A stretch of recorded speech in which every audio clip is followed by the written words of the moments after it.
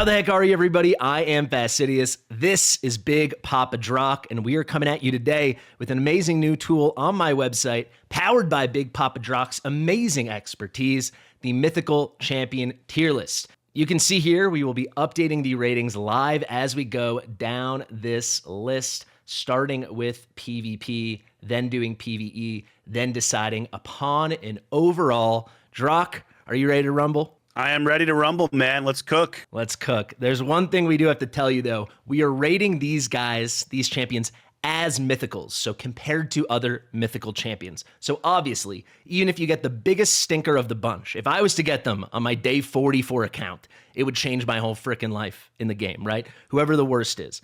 But if you were to get, the worst, you'd throw your phone or your laptop or your PC across the room.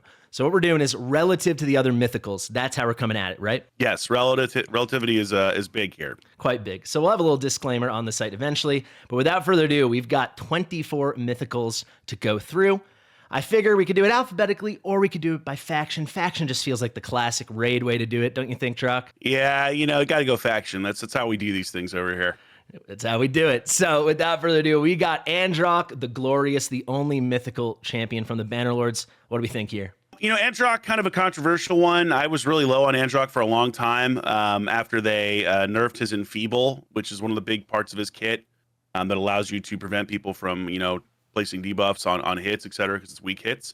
I think Androck, though, has seen a real power surge on the PvE side of things. So honestly, because of the, Hydra mode as well as Chimera, I'd probably put Androck now on the PvE side as maybe a B or an A. Let's go B plus. Let's split the difference. So for PvE, B plus, you have to have certain teams to make him work, but he can be really good. And then for PvP, at the high end, he really doesn't get any play. I'm gonna say a solid D on the PvP side of things. Yeah, I think we're starting off in a real spicy way and really setting the tone for the list. Again, like any normal player. If you have Androck, great. But I mean, if he's not getting play in the high-end part of Arena where mythicals really matter, he's a D, right? You're not going to give him an F. He's not the biggest stinker of all time, but he's a D. Yeah, I think that's really well said, Drath. And we're going to do the overall now, but I got to tell everybody one more thing about how these lists work. So typically when I do tier lists on my website, we never go higher than S+. For a specific piece of content. However, we do give a triple S or even double S distinction as like a gold or silver star next to special heroes or champions. So as we do that now with our mythical tier list, I think we were discussing we're going to feel it out as we go, what feels natural. So basically what we're going to do is we're going to fill out the overalls as we go, champion by champion. And at the end, if you're like, Siegfried is just that good or whatever it's going to be, maybe we give a little punch up at the very end. Sound good? I'm down with that. Yeah, let's do it. Sweet. All right. Not off to a good start, but wait. Overall, what are we thinking here? Overall, I'm going to go B- with Androck because you're definitely not going to be super excited to see him pop out of a shard if you are an end game, big spender player. But it's not like he doesn't have use. And in Chimera, which is more important now than ever in trying to get gemstones and relics, he does play a part there. So I'm going to go B. I'm going to go like B-. Do we do B- or is we actually don't? Yeah. Another quick moment. Fine. B works for me. Introducing people to my website that might not play my other games. So basically, we just do the full letter grades and then I add the pluses as the in-betweens. I feel like go for the positive, not the negative. So you summed it up perfectly. You're like, maybe he's a B, maybe he's an A. That's when we throw in the B+, Got it. Okay, makes sense. And then I will tell you for C, D, F, we don't need little qualifications. So no pluses there. Bad is bad. Bad is bad. All right, let's see. Is the next one going to be bad? I do not think so as we head over to the High Elves. Quite the opposite of bad.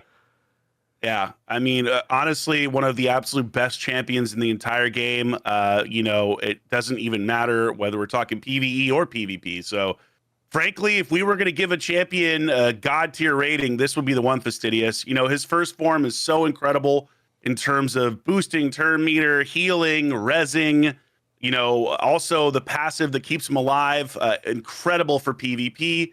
Then you've got the second form, which is legitimately just as good as the first form, just more focused on debuffs, where you're stripping buffs, you're placing block active skills. I mean, he is truly one of the best champions in the entire game, and whether you are trying to use him for PvP or PvE, you can find uses for him anywhere. He's god tier in Chimera, he's god tier in PvP, and frankly, one of the most desired champions in the entire game. So if there's a triple S rating, this guy deserves it. If we're gonna triple S anybody, Galathier should be the one. I couldn't agree more. I think for spice sake, even though we kind of overplayed our hand, maybe we should save it for the end. But I will tell you, so I returned to Raid now about 6 weeks ago, and when I came, I was like, who's like the new, crazy? Who's the new Taurus, or who's the new guy running the game? And everyone was like, oh, it's Galathier. It's Galathier. Yeah. Is that? And what I will say, it kind of warms me about Raid. It's like there's so much DPS, so many big numbers. Let's see who can smack. But at the end of the day, the best support is just the king, right? And he's got so much going on. And the last thing I'll shout out as the newbie here, I love the block active skills, like countering the other mythicals. I love that little extra, like he's taking out his brethren. So PvP, I think it's S plus, right? Yeah, S plus for sure. You feeling similarly on PvE? It's funny. I really think he's just that good. Like, you don't see him necessarily in a lot of like Hydra teams or things like that, but his kit is incredible. Like, there's no way you wouldn't want to put him into a team and be like, oh yeah, he's cooking, right? And for Chimera, he is an S plus hero. We can go S. Yeah, actually, PvE just to. The way I usually approach these is if someone's just supremely good, they get S. If they're supremely good and top meta, that's when I usually go for the plus. Yeah, then I would say S, just because like he is certainly the meta in Chimera, but not in every other area of the game. Like you could use him no problem and he'd be incredible, but not to the same level. Yeah, perfect. I think we'll save it for the end. We're going to leave this blank. I wonder why. All right, let's soldier on. So that's another single mythical in the faction. We go to our next faction. We have the Sacred Order, another single, and boy, oh boy, another absolute monster. I've been told before I was playing he wasn't that good. Not that it's like I came, but there's a point where he got a buff, and it was one of the buffs to end all buffs, right? Yeah, he literally was bottom of one of my rank lists a year ago in terms of just like hit like a wet noodle, had no real utility. You couldn't switch his form on command, unlike every other mythical. I mean, just truly like a really bad mythical you didn't want to see. That buff was insane because suddenly he became a god tier damage dealer, one of the absolute best in the entire game, both for PvE and PvP. Funny enough, though, more on dungeons when it comes to the PvE side than anything else. But I mean, his kit is just insane. He is so hard to deal with in many cases in PvP. His damage can kill an entire team. He can blast through Stone Skin with his A3, potentially ignoring 100% of a target's defense and then annihilating everybody else with surplus damage. Even his A2 is really good, where he gets his turn meter back and potentially can go again. And then the second form is he's a really good support with an incredible res that puts up block damage. So Siegfried, the game has changed because of this champion. He is filthy good now. Yeah, this was actually one of my concerns going faction by faction, knowing we'd like instantly hit, Galathier into Siegfried. But you can't argue with how good he is. Drath, you got to PvP. I've already seen him a few times. He's a menace. What are we thinking here? S plus. S plus. S plus for PvP for sure. I mean, he is absolutely part of the meta at the moment. Yeah, he seems everywhere, especially when I've tuned into your live arena streams or Cruising, something like that. PvE, he's just nasty. This is where, it's a tricky question because he features in some of the world's fastest dungeon teams. Like, he is the key to doing like 1 second teams on, like Shogun's Grove and stuff like that.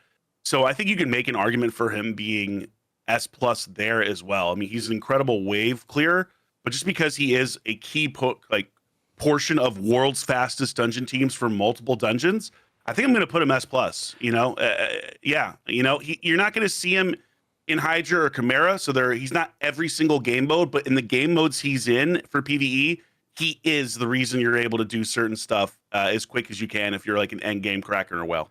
Yeah, that's how I like to approach a tier list anyway. You don't have to be, if you are the jack of all trades, master of all trades, awesome. But if you just dominate multiple areas, what's to argue with? If you are top meta, if you are top team in certain things, which like with Shogun and stuff like that, clearly he is. Enough said. I think for another similar reason, we are going to leave that overall blank for now. Let's continue on into the Barbarians. Another single and our 4th ever AoE counter attack champion, Allah's. Pretty darn good. Yeah, fantastic champion. Incredible kit on the first form. Allah's is one of those mythicals where His second form kind of lets down his first form because his first form is so good, can pump out massive damage with his A2 double hitting if people have less than 50% HP. But really, the star of the show is that A3, where you're putting up a block damage buff, you're putting up counterattack. Therefore, he is viable in all different sorts of areas of the game, like Clan Boss, potentially even Hydra if you need to keep people alive and you're lower level or you need a Provoker. I mean, he's not going to be your tip top of the meta there, but he is usable in every area of the content. He is really good in PvP. Just a fantastic champion. His second form, though, really nowhere near as good as his first form. His second form doesn't see a lot of play. It can do some damage. It can potentially keep him alive after popping off some damage there, but it's really not super great. You know what I mean? Like, you could use it to burn through some stone skin stuff, but you don't see it in in PvP very often at all. Yeah, for a lot of content, you're going to lean heavy on this kind of nuker plus crazy A3 support with the buffing skill. Kind of different than the two we just talked about, where you could have a good argument to use both forms for a lot of stuff. What are you thinking here for our ratings? I think PvP, I'm going to put him at an A. That feels right. I think he is a really good champion, but he is not on the same level as some of the other mythicals we might talk about or have already talked about. So yeah, for PvP, I'm going A. I think a good way people can approach this in understanding it, A means like gonna be on everyone's team to a point kind of thing, right? Yeah. But he's gonna fall off for that meta and then super like the high end game top meta. I can't imagine you're seeing him much in things like Live Arena where you're at.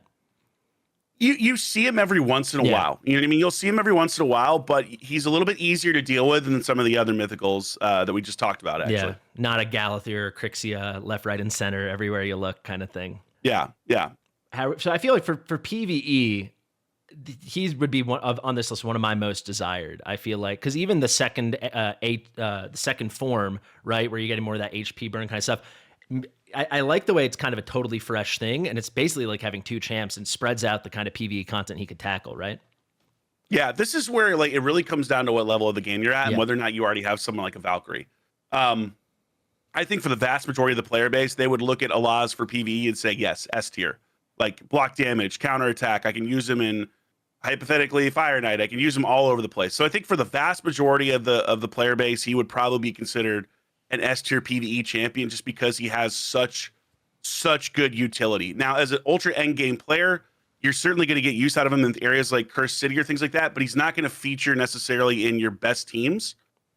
So for that reason, I think I'm still going to put him. I'm going to put him at A+, actually. I'm going to go A+. Yeah, you know what? Might be the only time it happens in the video. Maybe I'll have a couple. I think I might push back because, at least as the way I like to do the ratings, I feel like you just described S. Like, he's actually really awesome in all these places, but when you reach the really end game, he's not going to be super duper meta. And if he was super duper meta, then he gets the plus. I don't know if you agree or disagree with that. At least that. Well, it's interesting how everyone does it. I mean, you could certainly make an argument for S. I just don't want to be dishing out S's left and right. That's the only thing that makes me concerned. Fair. And I'll tell you, I'm actually in the process of redoing my entire other tier list because we're only loading a few at a time. But all I do is give people S's. So it's there you go. There you go. I'm trying to be like a harsh grader. In the spirit, because we are, like, to be fair, we're not grading him as a champ, we're grading him as a mythical champ. So you know what? In the spirit of changing my ways of being the Santa Claus of S's, let's give him the A+. Let's give him the A+. It's really hard because you could absolutely make an argument that he deserves it. I just think it's one of those things where, like, how many areas of content is he going to be your main guy, your go-to no matter what? If you have every mythical, right? If you have everything, that's really the thing here. Because for 99% of the player base, he's an S. I think very well put. I think the overall is quite clear to us, right? It has to be A or A+. I think I know what I would do. I think I'm going to go A on the overall. I agree. A. I agree. I think in a situation like this, when in doubt, lean PvP. That's kind of how I feel. Yeah. If we're right in between, you round to PvP, whether that's up or down. Okay, great. Done with the barbarians, and we're on to our second row, sir. We've got the Ogren tribe, and I'll tell you my single favorite mythical in the game. I'm sure you feel slightly differently, but I love the way his kit synergizes between both forms and within each form. How do you feel about Gizmag? Phenomenal champ. I mean, we are just like getting some of the best champs in the game right here. And it's actually hilarious how front-loaded some of this is. Yeah. Not that there aren't great ones to come, but I mean, this dude, the whole game for him changed when they introduced Pinpoint into the game, because when you're throwing out HP burn debuffs that can't be, resisted when someone, when he's at 100% crit rate, which is just nuts. So his kit is just insane. But he can blow up Stone Skin with his first form. He can metamorph into his second form and just absolutely decimate an entire team. You don't even have to build him in Savage. You just put him in as much pinpoint as you possibly can so he doesn't get polymorphed, and you let the dude rip. Yeah. And he is god tier. He is so good in PvP. And frankly, really good in some areas of PvE as well because of the HP burns. Though I wouldn't say that he is the, god tier PvE champion like some other champions might be. But for PvP, Gizmak is a monster. You know what I would say? So PvP, always I'll be deferring to you. For PvE, nearly always. The one thing I would just add about PvE, just because I think we have different mindsets right now. Like I'm, Sure. played many years, but I took time off coming back, and now I'm very much a newbie on this account. I can't think of any stronger progression carry. You can find support in the epics, this, that, and the other, but for someone who's just going to manage every wave, nuke everything, set everything on fire, I think it's phenomenal. And then the fact that he does have that endgame PvP use, I think you're so right. These first 5 factions were just like, it's banger after banger Stacked. with these guys stacked at the top. Don't worry, guys. There are definitely B's and C's coming. But so Gizmak, gut call. I feel like you're saying like A plus S somewhere in there. Oh, for PvP, he's an S plus champion. Really? Straight up. Okay. Because Straight of his up. ability to deal with the stone skin and all that kind of stuff. Yes, because the first form can annihilate Stone Skin before anybody gets a turn, and you can switch right on the second form and just clear an entire like champion enemy. Like he is really, really good in PvP now. Yeah, the crazy thing with the first form is the fact that this is not the start of his turn, just the start of the round. It's just happening. Yes. And I love the hey, if he's at 100% crit, it's like, bitch, he better be at 100% crit. Yeah, like you would imagine he is. Yeah. Yeah, okay, sweet. And then PvE, I think we both know, right? It's got to be S based on what you said. Oh, see, this is so funny because if we're putting Gizmak S for PvE, then we better switch around Alaz.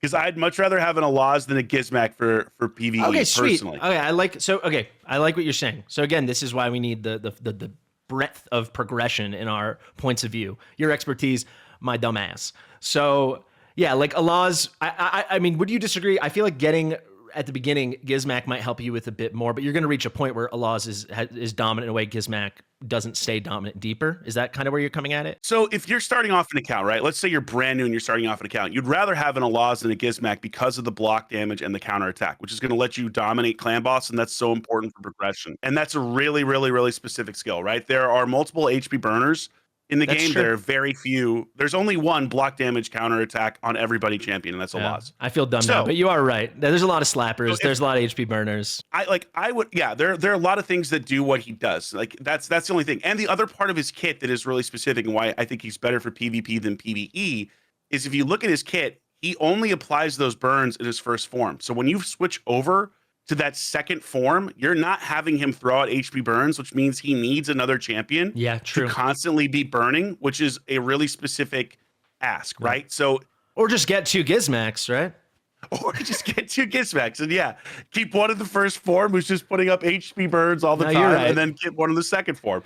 So maybe we revise Alaz. Maybe you've talked me into an S for Alaz, and now something like an A for Gizmak. I don't know. We might talk ourselves in circles a little bit. We definitely have to keep it moving, but it's an interesting line of thought.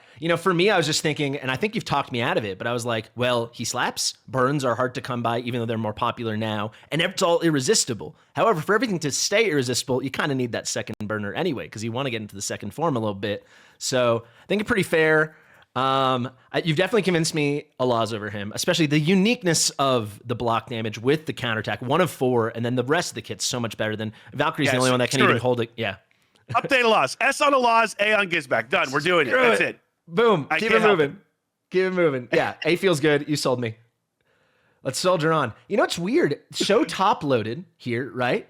The first 5 factions, they're all single mythical factions, which obviously is going to change. Maybe they're like, hey, if it's just one, that one has got to be really good. I kind of feel bad for Androck right now. He's pretty great, but wow, next to these guys.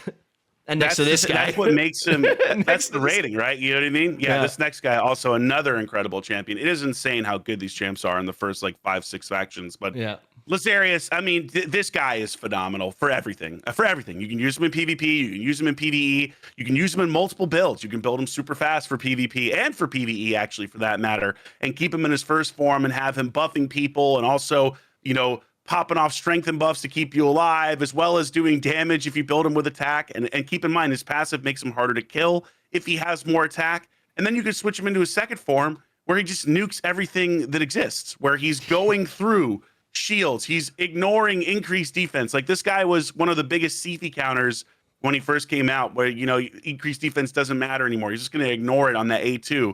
And then on top of that, he's potentially even Necrit counters in some ways, where he's got the ignore ally protection, strengthen, and shield on the A3, and also even Marichka as well, where he can really mess up Marichka. His kit is incredible. Both sides, absolutely incredible. And on top of that, gets an ally speed in all battles aura, so you can use him in siege. He is the definition of a absolute unit. Yeah. He's got one of the more mythical feeling kits. Like, you can just see, Yes. you can just, like, reading through it, you're thinking of 100 uses off the bat. And from what I've seen, really only just watching your streams and Crucian streams, that's my introduction to endgame library. And he seems like one team is always picking him if they've got him. Yeah, pretty much. Like, he's in almost every battle, similar to Galathir, where if you have this champion, you're probably throwing him out there the vast majority of the time, provided you have the gear. That's the one thing. You really have to have, this guy is gear intensive in order to really make him work at the high end. But if you have it, he's a monster. Yeah, the beauty is he's got these two forms, very distinct and both really powerful, but that makes him really stat hungry, obviously. Yes. So what are we thinking? Assuming you got the gear. S plus. Yeah, not even a question for PvP. S plus for sure. And for PvE? PvE, he is really good. He is really, really, really good. But I think I'm gonna go A plus on PvE. Just because you don't see him in a ton of teams necessarily. Again, if you have him, you're gonna use him if you got nothing else for sure. He's better than a lot of champions, especially in this first form, but he's not always gonna be your go-to PvE pick, like in terms of what's around for Mythical. So I think A plus. He's really, really, really good though in that first form. Perfect. No notes. I love it. I guess one thing we got to mention, the only overall we've put out right now, or the only two overalls, are going to be Alaz and Andrak. I'm actually thinking right now Alaz probably needs to be bumped to an A plus, right? If we're splitting the difference here. Do you agree with that? Yeah. The other ones we're just going to keep in the realm of, like, we're going to visit at the end. Some of them are going to get it, some of them won't. Amazing. Lazarius. I was going to say, I'd love to pull that guy. I'd love to pull any of these guys. I would assume it's going to be a year or 2 or 3 before I get one that isn't Mikage or whatever, if even. Let's soldier on. Let's soldier on. We got Skinwalkers. Finally, we got 2. This is the only mythical I knew existed before returning to Raid, because this made its waves through the entire gacha community that there was an electric chicken in Raid Shadow Legends. And I remember hearing he was amazing, but apparently that lasted about 12 hours, right? Yeah, he was broken when he first released, like genuinely broken, where he was doing like 5 billion damage per hit on clan boss, something insane. So they had to cap his max HP off of his A1 in his first form. But this is going to be the first champion where people, I think, may have some really strong disagreements. I do not think this champion is good. I'm sorry. Like, a lot of people, maybe at lower level, think he's better than he is. I really don't. I think he's better than he was because of Pinpoint, which allows him to be more useful in Arena in that second form. You're less likely to get sheeped, potentially. But I just think there are so many better damage dealers than him for both PvE and PvP. I think he is funny enough, possibly a better PvE champion because of the max HP, on the A1, where he's, counterattacking and getting max HP. So you certainly can make an argument there that he's a little bit better for that. But I just don't think he's a great PvP champion currently. I think he has the potential to be. Like, he could be really good with a small buff, but being required to land decreased defense to get value out of your kit is not a reliable strategy at the higher end of the game. And for that reason, that's why I would rank him lower. I think that's well put. I think he's like the perfect example of what we're going for with this list. It's like he's quite the champion, but for a mythical, compared to what all these other guys are bringing to the table, and also just the innate multipliers just not being there or being far more conditional than we see on these other guys that just destroy the world. I'm not going to push back at all. Looks really cool. Looks really hilarious as well. But you don't get rating points for that. Yeah, I mean, I love his look, and I want him to be stronger, just because I think it would be hilarious for the memes and the thumbnails of this legendary cock, as they say. But Yeah. So I think for PvE, I'm gonna go. And again, this is from the lens of like a higher end player. You could make him work, of course, but I think I'm really gonna go like D here. Yeah. I don't see it. C, not D. I don't think he's a D. I think you can absolutely do some things with his kit, but I think he just needs a little bit more. I think too much of his damage is based on landing decreased defense. If you land the decreased defense, yeah, he smacks. Yeah. But that's really, really, really hard to do. Can I actually ask you very quickly about, so if they're already under decreased defense, how does this qualify? Does he still need to be replacing it to get these boosts? No. So as long as they have decreased defense, he's good. Okay, got it. So it doesn't have to be him applying it. He doesn't have to It could be be the somebody source. else.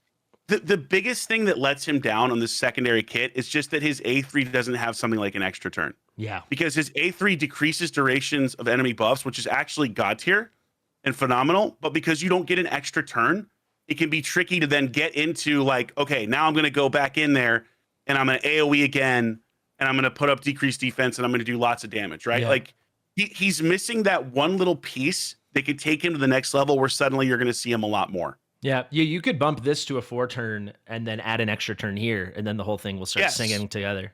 Yeah, that's a really good point. It would be significantly, if they did that, then I think you could start to make an argument where he really climbs quickly, especially against certain comps. Yeah. Also, I just heard you say D. I was basing it on everything you said before that. I was like, oh, this is going to be a C. I thought that's where you're going, and it's where you were going. I just misheard you. C. PvP. So no, PvP, I would put him in a C. Oh, PvE, sorry. I'd probably put him at a. Actually, I'm going to put him in a C for both. Yeah, I think that actually works. I wonder what the overall is going to be. This feels right. C for cock. C for cock. Yeah, exactly. And again, some people really are big cock believers, and hey, to each their own. Their own. And guys, if you are a big cock believer, be sure to check out Drath's channel in the description in the top pinned comment. Moving on, and thankfully it's not another S tier one. We got Mezamel, Looper Fang. I got to be honest, the first form, I think one of the most mid looks of any single mythical in this game. Definitely looks pretty dang cool here, though.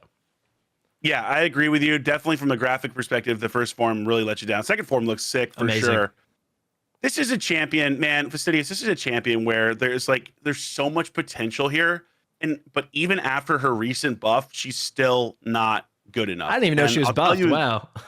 She was really bad before her buff. After her buff, she's still really not great. She can be extremely niche for PvP on the first form, where if you're facing someone who doesn't have like tanky champions, you can block revive and you can absolutely dictate a fight, but it really requires winning speed races and being super niche applications. And most champions you face now are going to be pretty tanky. So it can be tricky there. So there's a big threat with her. The problem with her kit on the first form, though, is there's nothing else. Yeah. That's it. Like, you get the one block revive. You better hope you block revive somebody. They don't have reaction or something else, because after that, you're waiting to cycle back through. Yeah. And it's a shame. If she had an AoE attack on her first form, she'd be a lot more threatening. She also just doesn't do a ton of damage, which as a damage dealer is kind of important. Her second form, again, like, some cool skills here, some great AoEs, potentially could be a Taurus counter because you're ignoring counter attacks and stuff like that. But the problem is it just doesn't do enough damage. She's really let down by her damage. Her multipliers need to be increased on her second form for sure, so that she does more damage on these AoE attacks. And then on her first form, she needs one other skill. Like, she's missing a skill where it's like they should have added some form of an AoE thing or something that can threaten people, and probably a damage boost as well. So just kind of it's a shame because she has so much potential, but just really tough to use. Yeah, you could see it even like, because this whole first form, if the multipliers aren't good enough, it's all in service of this, and you really want this to completely destroy. This is just setting that up, right? Yes. So then the A1, maybe this is the A1, but then like if they're under True Fear or if they're under something, all of a sudden it is an AoE and it ignores 15% even, something like that, right? There's a way to get her going, add a little more to this. It feels like a pretty darn good legendary, does not feel like a good mythical. And I feel like they kind of know that, like a crit rate all battles aura, they're kind of saying like, hey, this isn't the one. Yeah, she just misses stuff on her kit. She just needs more damage and she's missing a little bit. And then she could be legitimately phenomenal, but even with the buff, just doesn't clear the bar. Yeah. So PvP, what are we thinking? Man, I'm gonna put her at a C. I'm gonna put her at a C for PvP, because you can definitely use her in certain scenarios where you get the block revive, but she's really just not that good. For PvE, I just don't see it. I'm gonna go a straight up D on PvE. I just don't think, like, you could certainly use her in the second form and get some damage out there, but the damage isn't going to be good, and her first form is basically pointless on the PvE side. Yeah, I think for PvE, because again, we're rating these as mythicals. Like, you can off the top of your head start thinking of a bunch of just normal champions that are much more desirable than this. If you want block revive, bring a freaking Fenax. If you want true fear and consistent stuff and crazy cycling and AoE boost, bring a Shald, something like that. It just, she's outclassed left and right. I feel like for outside of PvP content where she's not even shining. I guess we got to round to the PvP, or what? I feel like C. Go C overall. Yeah. All right, let's keep this train rolling. We're about halfway done. We're doing pretty good here. Let's go to the orcs. We got 2 more. I feel like many people's least favorite here, but he's getting a buff, so things could be changing pretty soon. Yeah, at the time of this recording, he is not buffed and he is trash. There's really not much to cover here. He sucks. Like, he's bad in PvP. He's bad in PvE. Like, yes, he puts out HP burns, cool, but his kit just doesn't really make sense. It doesn't synergize well, in my opinion. Between the first and second forms, like, he needs serious work. He needs more damage. He needs kit fixing. This honestly is just straight up like just D across the board, bro. Like, D across the board. He pops out of a shard. You are very sad. Currently, that could change, but right now you're gonna be pissed. Yeah. So remember, guys, when we're filming this, it is March 19th, 2025. At this time, no buff is here. Overall, he's like a pretty solid champ and nothing more than that. And if that's what you are and you're red, you're a mythical, that's a big old L in our book. So let's D him up. D's, baby. Quick and easy. Quick and easy. Hope the buff is good. Hope it's fantastic. Hope he's getting that Sigfrid into action. On to Garal. She looks so cool. I love this champion. She looks so cool. And this is, man, if you go back and watch any of my videos and when she first came out, this is a champion that the opinion on her has swung so hard. Because when she first came out, people were like, holy crap, she is a PvP god. Like, she is a monster in PvP. And then over time, people realized, like, wait a second, it's really hard to get her to be a PvP god because of how her kit works. And really what it boils down to is when you switch forms in mythicals, that counts as a turn and your buff duration decreases. And it just kills her kit, because this champion could be a A to S tier level PvP threat if she were able to keep her unkillable buff up longer on herself. But because you have to use a skill to do it, there's no extra turn. So you're already like passing through a turn on that first form to get to the damage dealing form, which is the second form.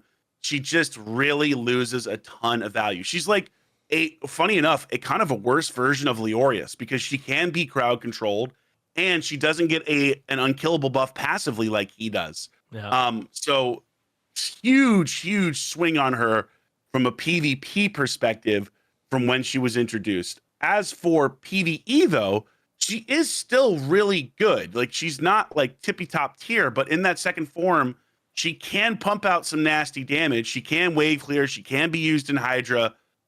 So she is, I think, still viable in that second form because it's just a little bit different scenario. Yeah, you've got your five champ team. You can lean on others to provide those buffs. You can just keep her here. But yeah, PvP, you kind of want people supporting themselves a bit more.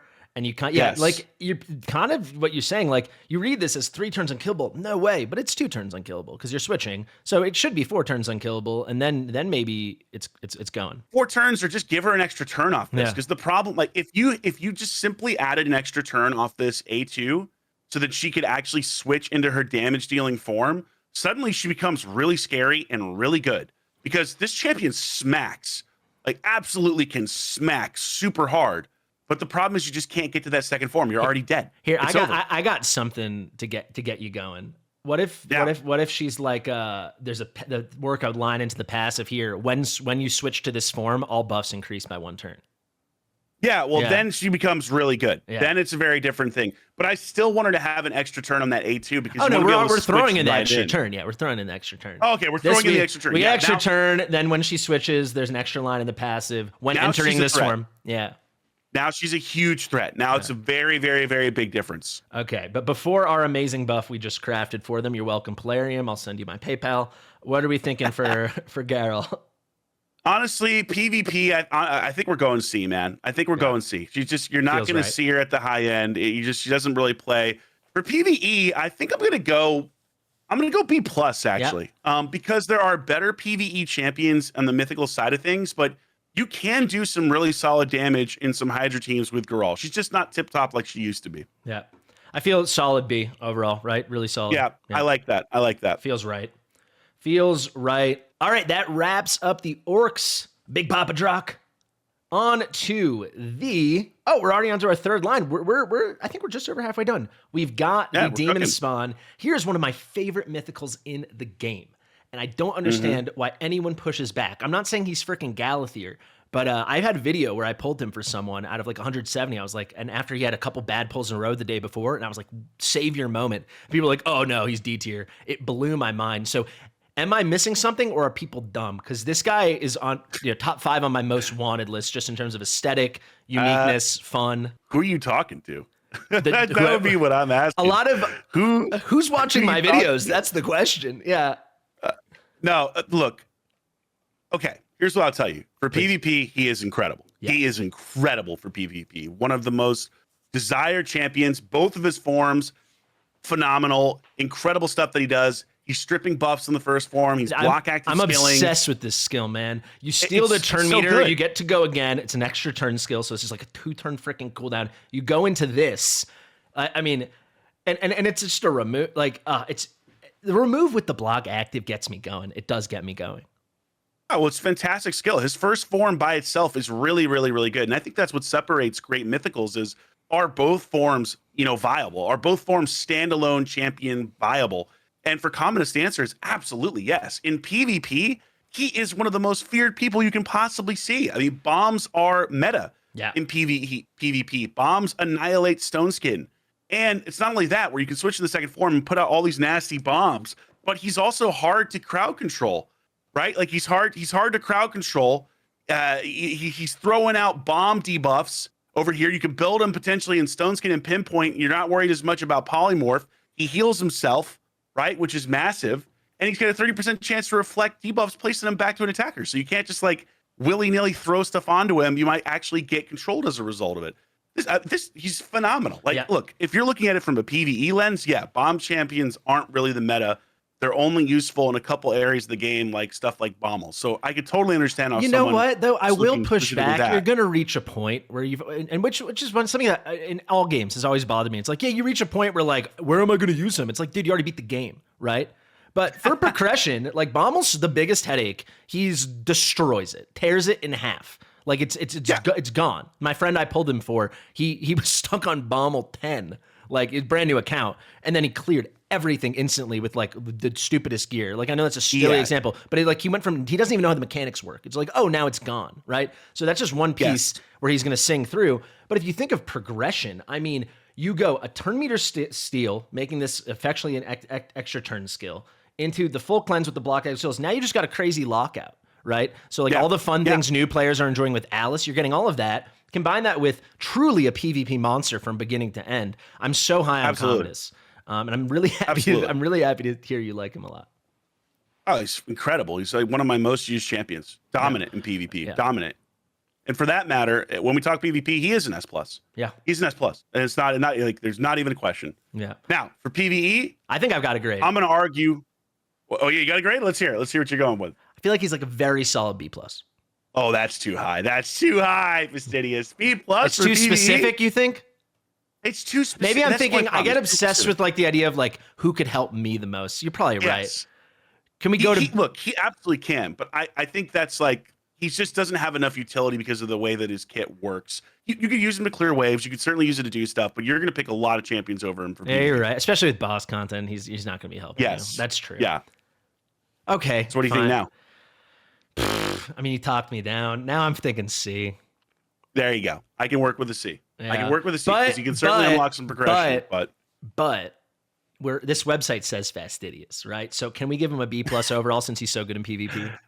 Oh, screw it. I'm giving him an A. Really? Oh, let's go, baby. Yeah. That's the reason why I wanted to give him a B+. I just wanted to give him an A overall, but I didn't. Yeah. I mean, if you're looking at overall, like, I can understand why you want to make him lower, but now he's so dominant in PvP Hell, I want to make him an S because he's so dominant in PvP. He's so freaking good. But all right, now I got to throw some water on you. I got to return there the you go. favor. Yeah, Okay. slow me down. To be slow me honest, down. I had a feeling you'd push back, but I just wanted to get that A. We got that A. We can move on. I'm a happy man. I love Commodus. I know he wouldn't be like in my top 5 who's the best, but who I want to pull, I want him on my account like crazy. Yeah, it just depends on what area of the game you focus on. For people like me in PvP, he is like, you are jumping for joy when you're pulling a Commodus. Yeah. All right, on to our first freebie. Took this long, man. Our first freebie. We got Carnage. Is he worthy? Yeah, this guy, he is, I didn't think he was worthy initially. I was wrong. I've been seeing a lot more Carnage in the high-end arena right now. His kit is super interesting, right? Where he's getting value from both attack and accuracy. And really the big thing that makes him so dangerous for PvP specifically is just the counterattacking. Counterattacking, you're potentially removing buffs as well. You throw him in Stone Skin and suddenly he's out there just smacking people down, right? And you just got to hope you don't get sheeped, of course. But in a speed meta where people have less sheep, he's more viable than he was previously. And then on top of that, block passives, block actives, stealing turn meter, debuff spreading, and sealing. He's got some really, really, really powerful debuffs. So he has really grown on me from a PvP perspective for sure. I think he is so much better than I realized initially. And even the second form you could hypothetically switch into. People usually don't. Like usually you're sticking in his first form and just kind of, smacking people down and debuff spreading wherever you can. But you could go in the second form and do some damage there too, as well. And again, like the nice thing about it is he's getting increased damage, crit damage in the second form from accuracy. So there is synergy there between the two forms. Yeah. Is he sorry, this is an ignorant question. Is he the only champion that has like not from a passive, but just baked into the skills accuracy as a damage based on like actually just written here? I think there might be another. I think there might be there are a couple that benefit from like weird things like speed, like Razavard and stuff like that. Yeah, I know. Yeah, Razavard, and then oh my god, there's one more really obvious one that gets damage from speed. Oh, the Cheshire Cat. Yes, Cheshire Cat. And I know there's like the epic Chani that gets boosts from the accuracy, but that's like the passive. I was thinking if anyone else like literally just had it baked in here. I don't know if I've seen that before with accuracy. I don't know if it's baked in into the actual thing. I know it's definitely in passives for sure, but I can't. Not off the top of my head. I have to sit there. There's so many champions, you know what I mean? It's like, oh god, yeah, totally. Well, if anyone knows, you can let us know in the comments. People might have seen the background while you're talking. I was listening, but I was like, I really don't know his second form at all. I'll be frank. A lot of these mythicals, I don't know all their skills. That's kind of overwhelming coming back to this. But I think the first form is pretty darn dominant, and that's kind of where the interesting things are. But I think he's the kind of, he's obviously not some god tier or something, right? But I think he's the kind of guy people just think free things are worse. And he's actually, there's a lot going on here. Yeah, there's a lot going on. Like he's not a PvE guy. Like you're not going to be whipping him out for PvE. That's not his specialty. That's not what he's built for. He is absolutely an arena champion, and even his aura is specifically geared towards arena with an ally speed in arena battles 33%, actually the highest in the game. The next closest is that's not highest, true. Technically, not affinity specific. Not affinity based, yes, all speed. Odin would be the actual highest, but it is affinity based, whereas his is all speed. And the next closest is specifically like Lord Shazar. Yeah, so he does have the best all speed aura for everybody that's not affinity specific. But I mean, yeah, like for arena, he's really a solid champion. You just have to set him up right, and you have to have the right way to work him. That's the big thing. I also think he's really cool in arena because like sometimes the rewards I just feel like don't make sense, but like getting him, you've done a ton of stuff in Curse City, you're good on PvE, you want an arena champ, right? And I think that's really cool, not to move away from mythicals, but for 10 seconds. Like, so I was checking out this guy Quintus once I unlocked Live Arena, and I was gonna mention I can't believe it. Like if you've gotten the depth into Live Arena to get him, and your account must be so good. Like, how could anyone ever then go and use him in PvP? Whereas, like, here, yes, Curse City's a PvE mode, but if you're that deep, you want PvP rewards, and you're getting it in a big way, I feel like, with Carnage, especially for, like, a free-to-play, low-spend. Yeah, one quick thing in Quintus. I was the first content creator to unlock Quintus in Live Arena, actually, and I was so disappointed because when you read his kit, it sounds like he gets a guaranteed Stone Skin strip, which would make him, like, the strip can't be resisted, can't be blocked. But guess what? Stone Skin doesn't work with that, and that's why he's not good. Yeah. If they fix that one part of the kit, and I railed to player where I'm like, dude, you literally have this written as it can't be resisted or blocked, and yet it can be. Like, why is he like this? But it can be resisted and blocked with like the most pesky buff. You need to not be resisted and not be blocked. Yes, exactly. And that his whole point was he could be a Taurus killer by stripping off Stone Skin, putting up a decreased defense, ignoring passives, annihilating, and they just let him down. And it sucks because he is so hard to get for the vast majority of the player base. But yeah, oh well. Yeah, that's a story for another day, or probably a story you've told a few times. So check it out on Jock's channel. Taking it back to the Mythicals. Sorry for our Quintus tangent that I led us on. I feel like we're kind of becoming of the same mind. So I think let me throw out the ratings and you tell me if you agree or disagree. Yeah, let me hear what you're thinking. I'm thinking B and I'm thinking D. Okay, this is actually really close. I was gonna go B+ for PvP. Love it. And then I'm fine with D for PvE. I can't see because you know what it is, and not that I always want it to be conditional, but like by the time you get him, how is he fitting into your PvE stuff? That's how I kind of feel. Yeah, that's the thing. You're tackling Amius and all this difficult stuff, and you're like, ooh, Carnage, I'm gonna slide him into this, that, and the other. I just don't see it for PvE. Nah, same. Yeah. What do we think, though, B or C? I'm fine with it B because he is like for what he's supposed to do. He is very useful. He can be used. That's a nice way to put it. You know, like he's designed with an intention, and he's good at that thing. Amazing. Okay, that wraps up the demon spawn for us. Couple factions left. On to the undead, our brand spanking new one. So, guys, I'm sure Drath is about to nail the ratings, of course. But if for some reason you disagree, remember she's been out for what, 7 days, 6 days, 7 days, something like that. I don't even know if that long. Yeah, I'm at 4 days. Yeah, we just got the announcement today on the Discord, and she came out a couple days ago. So between like 4 and 7 days, she's been out. So one of the ones you don't have, I would presume. Yeah, I don't have several of these actually. So I'm making my best educated guess / experience with them in arena or other areas of the game. Theodosia is an interesting one, a really interesting one because, I don't like when I look at her. I don't think she's on the level of someone like a Galathier. I think she's a really, really, really good champion for sure. Like really good for arena without a doubt. And I think that's where she's really kind of going to shine. But like I look at her first kit, her first form. Really, the thing that makes me feel like, oh yeah, this could be an incredible champion is the revive. All allies with an unkillable buff is pretty freaking strong for 2 turns. That is really, really, really good. Forget everything else on her form, right? Just that alone is an incredibly strong ability. Now, I think the rest of her kit isn't at the same level as someone like a Galathier, but that ability alone for PvP is so god tier that it's like, where do you put her? What I'm curious to see in how she plays overall is like this passive where she's equalizing HP, where if you can keep one person on your team with a high level of HP, suddenly she's god tier healer as well. Yeah. But it is really specific. And the other thing that's a little tricky is there's no way to know every 7 turns. You're like, how many turns do I have left until she equalizes? I don't know. There's no visual indicator. So that makes her a little bit trickier to play with. That'd be so cool if they could have a little number ticking up next to her. You would think for her, and that'd be really hard to code, though. I don't know how they could pull it off. Yeah, let's forget incredibly hard. It's the hardest, the hardest you've ever seen. Yeah, incredible. I love that we were both thinking that because I was about to burst up and try. Wow, so hard. Some things are harder, but the hardest. But so like her kit is really good, but she doesn't bring any type of, really strong turn meter boost on that A2. She's also not bringing a direct heal.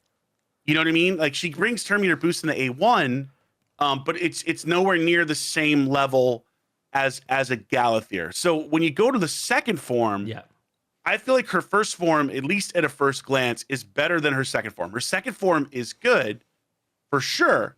But to me, it's not as exciting as the first form. Like I feel like the first form is really, really, really, really strong, and her second form is good, but it's kind of tricky.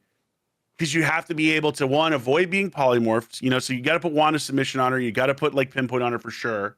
You know what I mean? Like that's what you're looking at.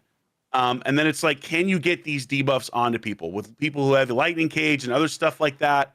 Can you actually get the debuffs on? If you can get the debuffs on, suddenly she becomes really freaking good. And like the fact that she's potentially protecting debuffs could be really strong. But I do think her first form is better overall. And if you were to like gut check right now, you're gonna say, hey, Drath, would you rather have someone like a Galathier or her? I'm picking Galathir. I still think Galathir is just a better overall champ. I know people have been hyping her up, but that really surprises me that a comparison's even being made. Like, I think there's really cool specific kits in specific things in her kit, but Galathir, I feel like it synergistically it works a lot better. I know at least maybe endgame you can do whatever you want, but like the way I read this first form is like she's got the 115 base speed, she's got the all battle aura for speed. You want her going really fast, taking advantage of this big HP pool. She can even be that equalization champ for you, especially if she's going to have a lot of time where she's not taking damage because she's stone skinning herself. Like, I feel like you're going to go so heavy on HP, so heavy on speed. You probably, end game, you'll pick up a ton of accuracy, but especially for like higher end stuff and in PvP, like, are you getting enough to take advantage of all these things? Maybe, I don't know, but like my gut says just total speed demon, try to get as many turns out from her, have her adding to this tally as much as possible, take advantage of that equalization. Yeah, I mean, definitely speed. I could see her being really good potentially in a bolster set where she's, getting heals on herself, keeping her own heals up. Yeah. But then you have to sacrifice a lot of speed to do that, and also potentially sacrificing more turns of pinpoint to keep her, if she ever do switch in that second form, to keep her from becoming a sheep. So she's one of those ones where I think we have to get our hands on her to really see how incredible she could be. But just off the kit, reading it, I don't think she's quite in the same class as someone like a Galathir. That's just my gut feeling. We'll see if I'm right or wrong. I like where you're at. I mean, she's obviously fantastic, and we haven't talked about PvE, but I think especially this form for PvE. So I don't know if I said PvP or PvE. I'm talking about PvE right now. That's what I'm trying to say. PvE. Environment. Oh my God. I mean, this on a 3-turn cooldown with this on a 3-turn cooldown is just wacky. Getting all that stuff AoE left, right, and center. I really love that. And then, you need support. Bring her back here. So I do love her there. I'm curious where you're going to think she falls into the end game for that. The biggest... Please. Yeah, biggest question I have for PvE is, with some of the stuff on her kit, does this work against bosses? You know what I mean? If you put her into Hydra, is she actually destroying target Hydra speed by 30? Is she gonna chop that down? I don't know. Like, if she is, then she's certainly better than she would be otherwise. But if she's not, you know what I mean? Let's be hopeful and think it is, because it doesn't say that they're immune to speed destruction. It's a unique thing, right? And it doesn't say it here. Yeah. Take it all with a grain, guys. But PvP, what are you thinking? Obviously great. I think PvP, I'm gonna go something like A+ for the moment. I should have done my predictions again. I thought you were gonna say A+. I certainly could see her being an S, but I need to get my hands on her first, or I need to see her more and how she plays. PvE, the one part of her kit that makes me think she could be really good for PvE is her passive in her second form, where it's like when allies attack, their damage increased by 25% of their target's current turn meter. That by itself could be game changing. Like, even if she can't destroy speed or things like that, that one passive to have a potential, 25% increase of a turn meter, so up to a 25% damage increase, could be nuts. I'm gonna cautiously say that she is an S tier for PvE. This could come back to bite me in the ass, but anytime not in the ass, man. Come on, you're still recovering. Yeah, I know. I've already died there. God help me. But like, you think about champions like Fearol or other people that can increase damage with passives, they become really, really, really good PvE champions. So this one passive by itself could completely carry her in PvE. If she gets like the destruction of speed and things like that, then I think no brainer, she's a god tier PvE champion, without a doubt. Yeah. So we'll see. No, I'm bullish on her for PvE. Like, people won't know these things until more people have their hands on her. But really cool. I got, again, quick ignorant question here. This damage increase, does that apply to enemy max HP moves that are capped in later game stuff? I don't see why it wouldn't apply. I just don't think it will matter, because it's pretty easy to max cap enemy max HP dealing damage dealers. I'm saying, does it push you farther than the cap, or no? The cap's no. There's no way. They won't let you. They won't let you overcap. Okay, because that would have been exciting. All right, I think I want to give her an A+. I'm down with that. I'm down with that for now. Cool. Could go up. Yeah. Could go up. If and when we revisit this next time something comes out, she can be one of the first things we address. But I think, how far off could you be? It's the right idea. All right, the most recently buffed, the Calamitous.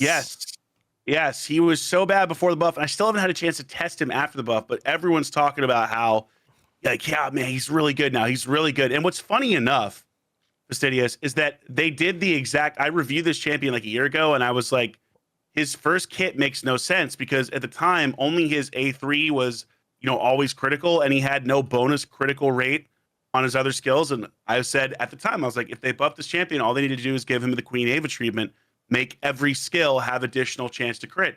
And lo and behold, Drath was right. Look at what they did. Every skill now has a much higher chance to crit. And from that alone, he can become a really scary champion because then you can get his damage up to absolutely astronomical places, right? Where if you don't have to have 20% crit rate, you can push more crit damage, you can push more attack. Suddenly this guy is going to hit way, way, way harder. So, from a PvP perspective, I still haven't had a chance to test him.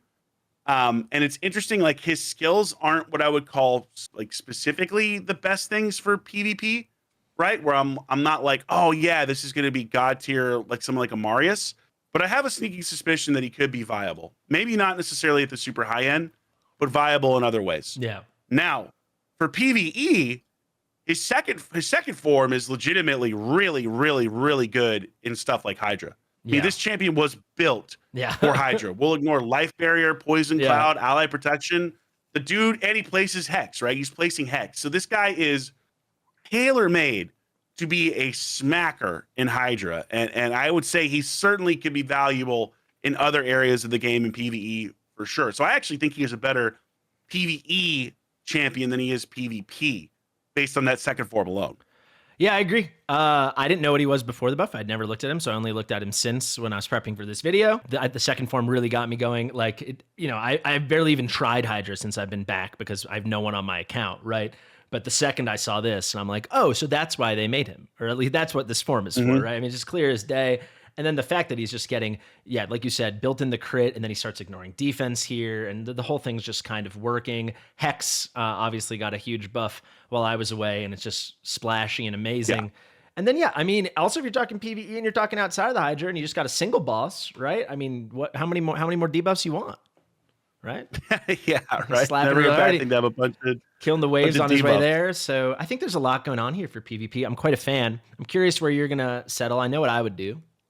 So here's what I'll tell you. For PvP, from an end game perspective, I'm gonna put him at a B currently. We're talking put P. him at B. PvE, I think I'm gonna put him. The B was for P. The B was for P for B PvP. Was for P. Put it on crochet on a pillow. At B. He doesn't. The only reason why is he's not bringing something really scary like block revive or something I agree. Like really threatening for the end game PvP person. For PvE, man, I mean, there's no way he's not great in Hydra now. And I'm like, do I want to make him an SPVE hero? I'm gonna go A plus. No, I don't know. Okay. I'm gonna go. I don't know. What do you think? I'm actually torn here. I feel like he's got to end up a B plus overall. Would you agree with that? That's just kind of how the whole kit feels to me. I'm good with B plus overall. I'm good with that. So to work backwards from there, I mean, if it depends how much we're talking about, like specificity. I think in PvE he's great. I think in Hydra I don't see how he's not like elite, amazing S plus. But I actually, maybe I do feel A plus because I can't think of another place off the top of my head where he's like mind blowing god tier. He's just gonna, I think, be kind of good everywhere. So I think maybe it is A plus.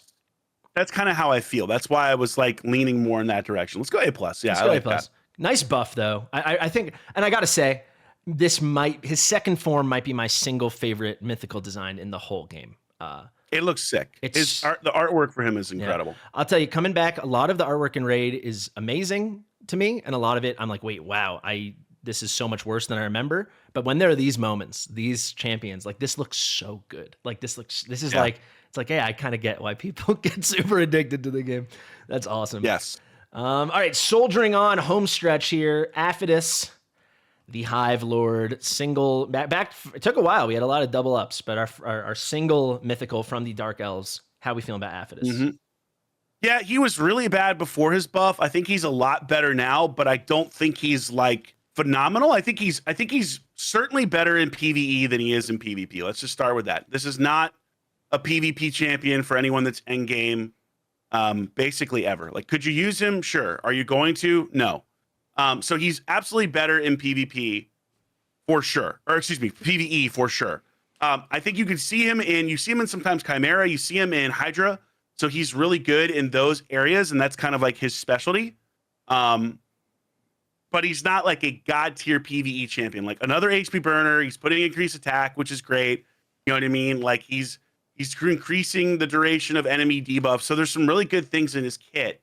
I just think there are some other champions that can still out damage him is the thing. Like he's definitely way improved as a result of his buff, but not god tier like some of the other mythicals. I think you really hit the nail on the head. So I think he's the kind of guy, if you don't have other mythicals and you're just looking for good champs, there's a lot in this kit that's really cool. But for a mythical, I don't see much at all that sets him apart and makes him feel super duper special the way some of these other do. I think both forms are pretty darn good. I think he's just like a good champ. He just feels like very like C to me.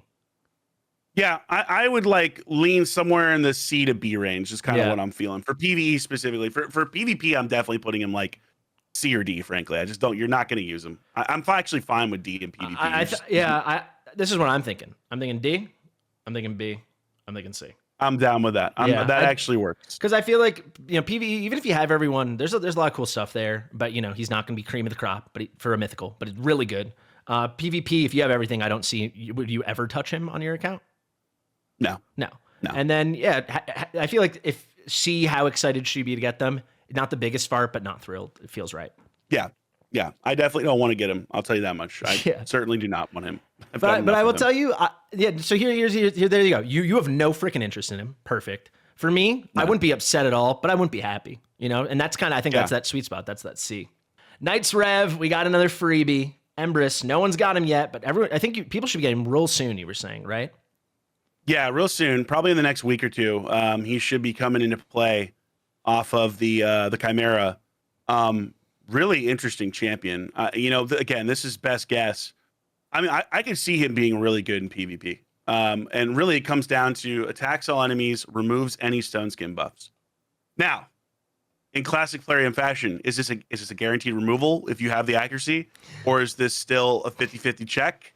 I really don't know. Like this is where it becomes tough because you would read that and be like, it has to be. There's such dirty guys if it's not. Removes any stone skin, except if it doesn't. 50-50. Except if it doesn't, right? Like you would read this and be like, oh, for sure it's a guaranteed removal if he has the accuracy. Like it's not like guaranteed unresistable, so he needs accuracy. But that by itself is meta changing. That by itself is meta changing. Where like they're really trying to take stone skin out of the game because they realize how unfun it made it to play for such a long time with stone cleavers that coming in. And now this guy, they are trying to give you more and more options to counter specifically stone skin, which frankly is a good thing in many areas. We don't know what his damage is. Like in terms of the second form and what that does. I can tell you that necrosis stacks are annoying as heck to deal with in Chimera. So certainly that could be nasty from a support perspective on that first form. I am going to say that he's probably going to be pretty solid in PvP, where, if you've got the right form, you come in there, if he does what he's supposed to do with a guaranteed stone skin removal, suddenly he's really, really, really elite. That by itself, forget every other part of his kit. If that does what it's supposed to do, this is a guy I could see picking a lot. Yeah. A lot. Yeah, I think we just gotta look at the glass half full, rose-colored glasses, rose-tinted, whatever. Be optimistic and think, how could it not? Like, it says removes. Like you really hope. Yeah. So let's just assume that. I love the mirror here. I think it's real cool. Turning the goods into the bads. I like turning the block buffs into the block debuffs into block buffs. Very fun. There's a lot of cool stuff here. Yeah, we won't know. So I guess let's just assume he's going to hit like the way a mythical should. Maybe not super OP, but fine. I think we don't need to waste too much time on this since he's just literally unowned, untested. I guess aside from a couple test server things. I feel like PvP got to be an S, right? Like if it works. I think so. If it works the way it's supposed to, that is an S tier ability by itself. So again, PvE, I don't really see him being PvE. There's too much of his stuff is not going to work. I think like he's a C tier PvE. I think I'm totally with you. The only thing that could make him like PvE and still wouldn't get him higher than like a B is if the multiplayers are wacky, then it's like, all right, so he's a nuke. But yeah, a lot of the cool special things is like there's no stone skin for basically PvE. And like they're not putting that many buffs on themselves. So who cares about the little flips, things like that. Yep. But he won't be bad. So I think C feels good. And I feel like tentative A. Yeah, tentative A, you know, and potentially a game changer PvP. We'll see. Finally, like I feel like we weren't lying. People might have been like, these guys just give S's to everyone. What does Drath know he's talking about being harsh? Because we just started off with, you know, Sigfrin through Lazarius and Galathier and now as whatever, right? Finally, we're Yeah, back. Though we had a long period of our B's and our A's and our C's. I think we're yeah, back, baby. We're back in a big way. yeah. And Crixie is still a phenomenal champion. People, you know, prior to Pinpoint coming around, you could absolutely make an argument that she wasn't as good as she appeared because she would become a sheep so often. But with Pinpoint, if you win the speed race and you have this champion, you can do a lot of stuff. Now, I will say that Lockout has been power crept hard because of mythicals and because so many of these mythicals have god tier second forms, that it can make it a little bit tougher to get full value out of her. But at the same time, her second form is just as good as her first form. Her first form locks out. Her second form resets. There are scenarios where you have a Crixie on your team and the other team just never takes a turn. They're fully locked out. You fully reset. Everybody's dead. They're completely blown up. She is the very definition of what a god tier champion in this in this game looks like, especially for PvP. Like PvE perspective wise, she's actually surprisingly good for that too, because of some of the debuffs that she's putting out there. You know, she's putting out block buffs, which potentially could be used in Hydra. Is she the best champion for PvE? No, there are certainly better ones, but she has very viable buffs, buffs and debuffs on both forms for PvE. But for PvP, Yeah. I mean, god tier. Yeah, I would also say for PvE, yeah, she's not getting certainly not getting that S plus like super meta for everything, but she's gonna be good in nearly all content, and I think that is worth shouting out. Like it's so well rounded. I could see them having fun designing this kit, how everything mirrors each other so well. You know, each form's kind of the inverse of the other. Crixie's amazing, guys. I don't think we need to talk about too much. You get the cool down, you get the cool up. You know, you get the strips, you get the this. It mirrors itself perfectly. She's on every top arena team for a reason, or the vast majority. She's really that good. I mean, should I just? I feel like it's S plus and A. I would say S plus, and then certainly you could use her as an A because she can reset. Which, if you don't have a Kaimar, if you don't have a Yumiko, she can fill that role. Yeah. You know, so by that alone, that's incredible for wave clearing. If you don't have those things, and you know, she's got enough debuffs out there and buffs out there to be helpful in a lot of different areas. All right, so I think we're gonna leave that one open too, right? We'll revisit it at the end. Yeah, we can revisit. Yep. And the end is coming, right? So there are our Knights revs. Home stretch, last three factions. We've got Fralny, the Mechanist, someone I'm probably the one I'm least familiar with, to be honest. I know a decent amount about Fjorod because I pulled him for a couple people, for better or for worse, and he's brand new. Tell me about Fralny. Fralny got a buff, still not where he needs to be. Like, his kit is not bad by any stretch of the imagination. It's just like he's not incredible damage dealing, and his kit compared to some of the other mythical damage dealers is not as good, or even some of the legendaries that are out there. You'll see him every once in a while. I think he's definitely usable at the high end, but he's not going to be in like that discussion of people you're going to see consistently in every single battle. Now, I will say, if you're facing certain champions like Sun Wukong, he can get really terrifying, because if you get his passive working where he's increasing his damage, suddenly he becomes really, really, really freaking good. And for certain champions like Siegfried, the ability to steal buffs off of his A2 can be really useful, though you're seeing more Lightning Cage now, which makes it a little bit harder to pull that off.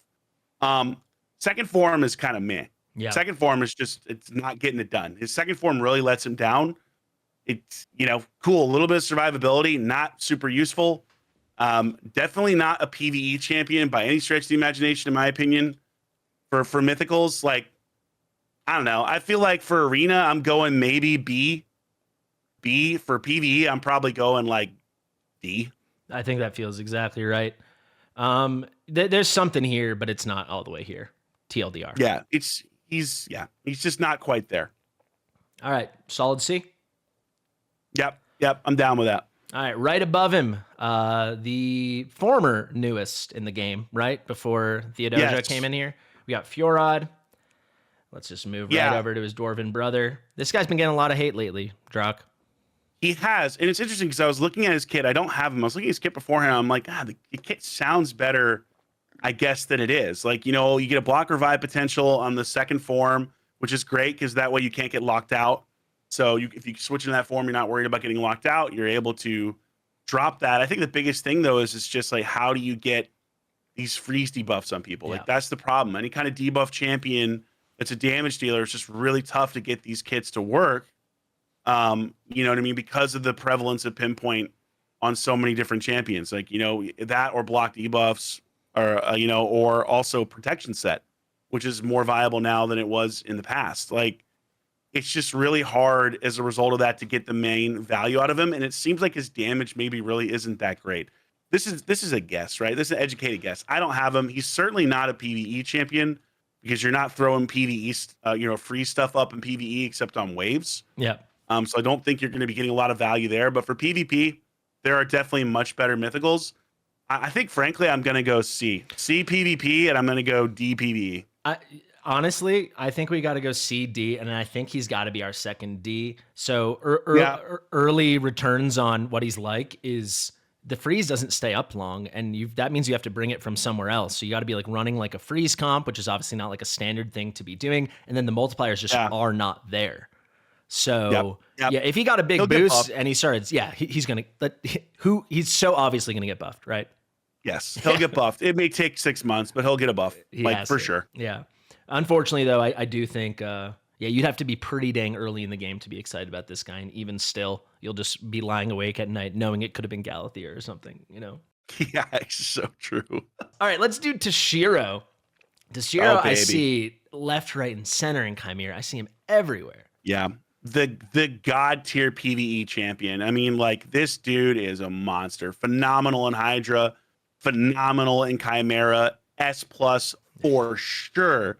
PvE champion, throws out incredible debuffs, decreased defense, leech to help you stay alive, increases his damage as a result of that with the A2. I mean, you don't even need to use his second form. His first form is so freaking good.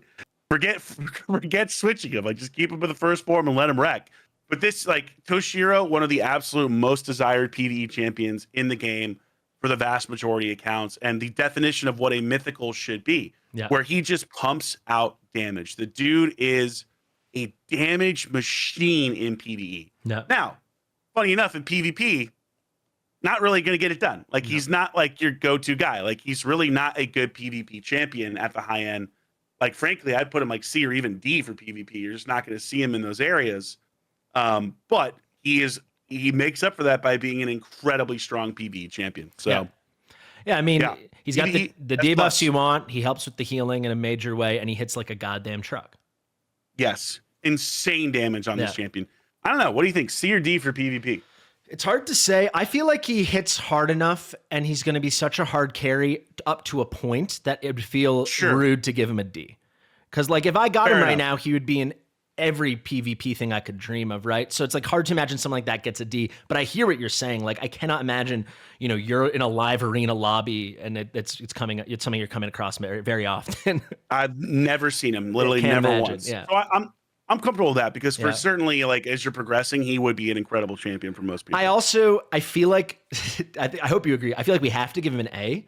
And it'd be kind of wacky to have him have a D in some 100%. 100%. He's such a hard carry in PvE that I like, absolutely. Yeah, so this is someone like you're crossing your fingers, you get a Galathier or Sigfrind, whatever it's going to be. You know, you guys have heard all this Crixia because you're thinking PvP, you want to dominate, but then you hit him and you're like, oh, wait, I also really, really, really wanted that. Yes. Yeah. Like, he's definitely not someone you're upset to pull. Yeah. I think the simplest one for us, I don't think we need to get into skills. The one everyone should be the most familiar with. We got Lady Mikage. She's the ultimate free-to-play one. It might take you a long-ass time, but she is that flipping good. We can go into a couple specifics, or we can just put it out there. I mean, ally attack, decrease debuffs, you know, increase duration of debuffs, increase duration of buffs. Her kit is so much better than I realized, and both forms are very viable, both for PvP and PvE. She is a god tier PvE champion, though. She is. Features in some of the world's fastest teams and dungeons. Incredible in Hydra. Even with the Hydra nerfs, still valuable. Phenomenal in Chimera. She's an S+ PvE champion for sure. Yeah. And I think you know, she's borderline S in PvP as well. Wow. Way better than I ever realized. I'm tempted to give her an S, but I think I'm going to give her an A+. I think I like that. But that does surprise me. She's that high in your PvP estimation. I feel like for getting to your point, she's god tier. But then obviously I don't see her as much in the end. But there's just so much there. There's so much beyond the bone. And yeah, you talked about it. But PvE, I mean, what a nice reward to give everyone, because she's even down to like the cheeky sleep on the A1. Like, Yes. so it's like, okay, so now she's the Sand Devil God too. She's just kind of good in all boss content and just kind of the hardest carry. And you get, unless you're really unlucky, you should be getting her right when you need her on most accounts. Yes. Yeah. Yeah. I think Incredible. I think we can throw. Do you want to revisit later? I just feel like she's the most solid S. I think she's an S. Yeah. I think she's an S. Yeah. I don't think she's gonna get higher than that, but just the most solid. Okay. Very, very home stretch onto our final faction. We got 3 here, and they're all kind of insanity. Starting with Nice, who don't want to stir the pot too much, but is your most wanted? I know you're missing him. Yeah, without a doubt, my most wanted, and one of the absolute hardest champions to deal with in PvP. I mean, his kid is just absurd. Yeah. He's just broken. If you get him into the second form, good luck, man. I mean, good luck. He does monstrous damage if built correctly. He is damn near impossible to kill if built correctly. And you'll notice I say if built correctly because a lot of people build this champion incorrectly, which is part of what makes him, people had him rated below a 5 previously before the reset. This dude is unstoppable in PvP. Block revive in the first form, which is threatening. Then you switch in the second form, can revive everybody. So it works almost as a support, does monstrous damage. By far my most wanted champion in the game as a PvP player. And so many people have him now, and he is just, I hate seeing him in arena because of how good he is. He's so broken. Yeah. Broken. Yeah, it's so much. Just hitting like a truck and having this dodgeball skill here, taking them out, bringing your guys back. You get a whole team of Wukongs because they're not, like you said, most people aren't killing him. So he's killing you, and he's popping his whole team back up. It's pretty wacky. So hard. Yeah. So hard to do. And the thing with like live arena specifically is his main counter is Marius. Gets banned all the time. Yeah. You know what I mean? So if you don't have that, like that's the number one best way to counter him with enfeebled debuffs and with like damage in the second form. And it's just so hard to pull off because your counters for him almost always get banned. Yeah. So he is a monstrous S+ in PvP. For PvE, like you're not going to see him on boss teams. You're not going to really see him as like a Hydra or as a Chimera guy or things like that. He's great for waves, certainly. Yeah. You're trying to like progress wave content, he's great, but I don't think he's in the same realm as some of these other champions that we talked about. I think at best a B for PvE is kind of where I'd put him, with a nod to people that are maybe a little bit lower, but I could see an argument for something like C. Even, I was thinking C. There's a ton of damage here, right? But if you compare him, because again, it's all relative. Comparing him to the other mythicals, it's slightly selfish. Some of the things he does, there's some nice crowd control here, but I don't see that translating, especially in boss content, which is what people would be most thrilled about. But yeah, PvP, I put in. It's the first time I put in an S+ before you said it, because what a menace. I feel like we drop a C here, and then I'm feeling A. A+, man. A+. Because he's like triple S for PvP. You're feeling? I straight up want to put him as an S just because of how good he is in PvP. Like he's just so broken. He's incredibly angry to face. Fair enough. Very fair. All right, 2 more. They're both rock stars. How good? Let's find out. We got Nell Blackteeth. I got to say, hate the first form aesthetically. Obsessed with the second form. One of my other favorites. Second form looks incredible. This is a champion that she looks so cool in the second form. So cool. This is a champion. I just don't know about this champion yet. I've only faced her in PvP once. And her first form was more interesting than I realized with like lethal dose putting out poisons, but it wasn't anything incredible. Her reviews aren't super good. I feel like she needs a buff is kind of how I feel about her, and that she's not someone you're going to see at the high end because she just is a little hard to get value out of. And poisons, frankly, can be useful, but aren't as good as some of the other things that are out there. Now, the interesting part of her kit is the fact that she's ignoring block debuffs. So that's what can make it a little bit interesting for like going up against the Galathier. But the thing is, Galathier is going to cleanse that stuff anyway and heal. Yeah. So that's kind of like your challenge there. I just don't think she's super great as of right now. I think she's a little let down from a damage perspective. But then for PvE, I don't really see her as a PvE champion. Her second form is really not super great for PvE, at least in my opinion. Like maybe she can do more damage, but I think she needs better multipliers. Is one of the things that's kind of letting her down. I think the kit is almost there, just needs more damage. I don't disagree. I think she's kind of like an early game monster, especially in this first form for PvE. Just giving yourself both of the stuff with the boosts, and then she's putting out like the very, very steady poisons, but like you've touched on it, and it's going to go through everything, but the poisons are going to fall off. So I think that's what people are kind of hearing from what you're saying.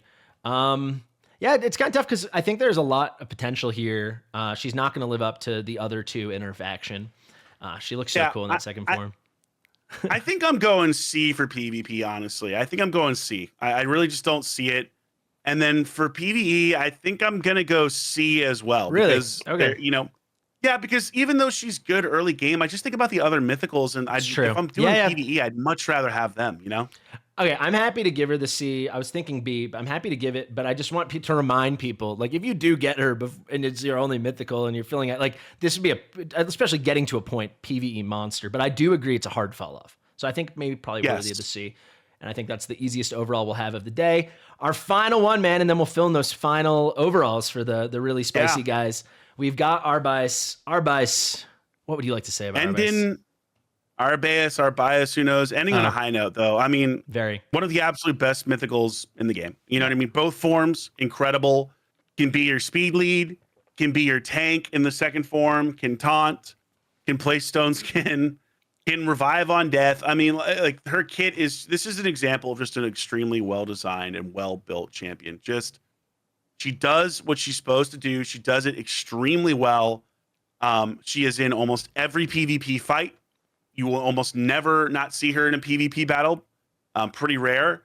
And she's still really viable in PvE for certain levels of accounts. Like, is she the main damage dealer or stuff like that? No, she is not. But she can place an AoE HP burn.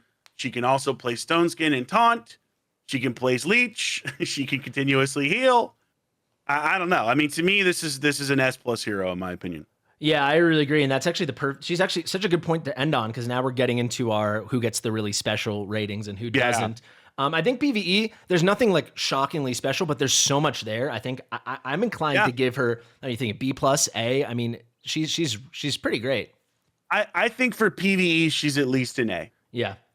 I think at least an A for PvE, and then for PvP, she is absolutely an S+. Yeah, and I think this is also, you said she's really well designed. I think it speaks to it. She's designed as a PvP hero, but she's a mythical, so she needs to be good at both, and they did that. Yeah. Like, she's got it all. So let's go through. How many blank spots do we have? Actually, we're at our bias, so right at the top. We got 1, 2, 3, 4, 5, 6. So actually, the way I was thinking is we'd pick 3 triple S, 3 double S. But maybe you tell me, because we've stopped at S. We haven't dished out any S pluses. We could just do it as 3 of these guys that you think truly are the cream of the crop get the triple S, and the other ones will get the S plus. Maybe that's a little cleaner to do. I'm down with that. That's fine. Yeah. So let me read those names. Maybe we take a moment. You gather your thoughts. I've got a couple thoughts, but your thoughts are more important, I believe. We got Arbice, or Arbice. I think I'm going to call her Arbice. That's easier for me to say. I go Arbice. Arbice. Then I will call it Arbice. If you say Arbice, I'll say Arbice. There you go. Then we got Gizmak, Lazarius, Crixia, Siegfried, Galathier. Damn, this is actually going to be really tough, because I could argue that 4 of these, like, to me, right off the bat, are like, I think it's triple S. Let's work it backwards then. Who are the 2 that you think just missed the cut? I think Arbice just missed the cut. Agreed. For a triple S. So I would have her as, like, again, she's really damn good, and she's, again, usable everywhere. I would say Gizmak just misses the cut. In spite of how good he is in Arena, he isn't at quite the same level as the others. And then this is where it gets really hard. I mean, Siegfried is absolutely a triple S. There's no doubt in my mind. He is one of the best overall. Hard agree. I think a lot's made of Galathier, but gun to my head, of course, limited knowledge and expertise. I just don't see how Siegfried isn't the best mythical in the game. It really depends. Like, he is so valuable in so many areas that it depends on what you're doing. If I had to pick between having one or the other, I'm probably still picking Galathier from a PvP perspective, because Galathier lets me counter more stuff, I think. But there are scenarios where Siegfried is scarier, so it's really a toss-up. And speaking of triple S, Galathier is a triple S hero. So that's what I was going to. That was going to be my next suggestion. I think these 2 you cannot argue against. These are can't argue against. Yeah. Where this gets hard is I actually think Lazarius is better than Crixia. I actually do. Like, if I were going to look between Crixia and Lazarius, I would rather have. It's crazy for me to say, but I would actually rather have Lazarius, because of how useful he can be in every area of the game. I don't know. Reset is a tough thing to turn down, right? Reset's a tough thing to turn down, but because Lazarius is both a god tier support and god tier damage dealer, that's why I think I lean Lazarius, where you can build him in so many different ways to be threatening from a damage perspective and from a speed lead and from a support and from a reviver, although on the passive. I think it's got to be Lazarius for me, Fastidious. I think Lazarius is the other triple S.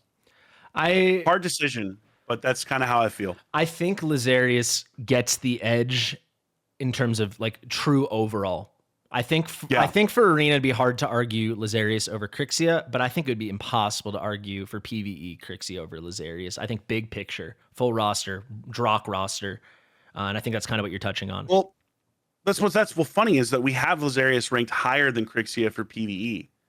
And really what it comes down to is it's the things that he does in the first form. Well, that's what I was saying, right? Well, I think you said it the opposite way. You said that Crixia was better for PvE than... No, I said PvP. I think it's just so hard to hear the P's and the E's. Yeah, I was saying I think Crixia is just, she's so dominant at the very top in live arena and normal arena. She's such a force in PvP, but I do think Lazarius passes her for PvE. In my opinion, somewhat clear. I think Lazarius is better in PvP. Really? As well. Wow. Okay. Well, there it is, huh? At the high end, only because he's so gear intensive. You have to really have god tier gear. This is the thing. Like Crixia is a little bit easier to build, funny enough.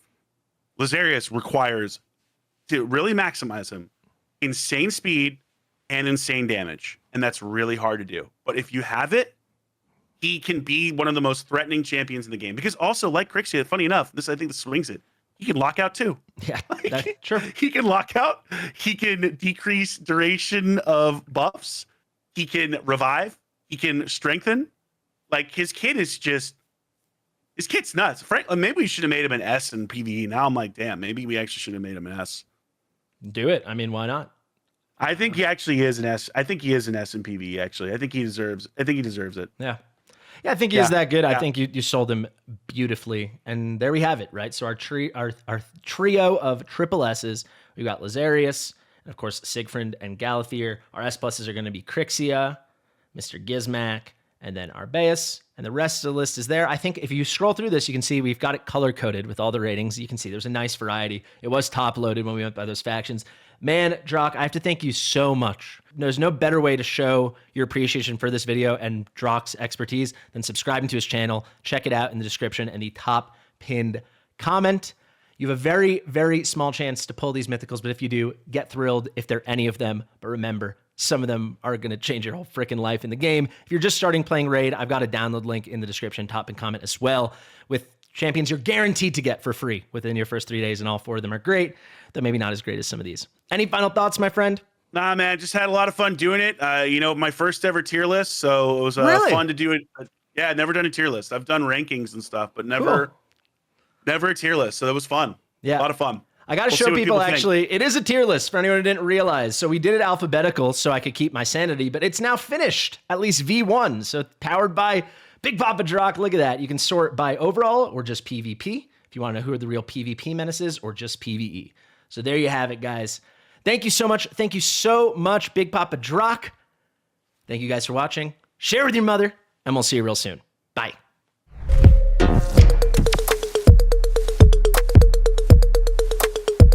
Fastidious.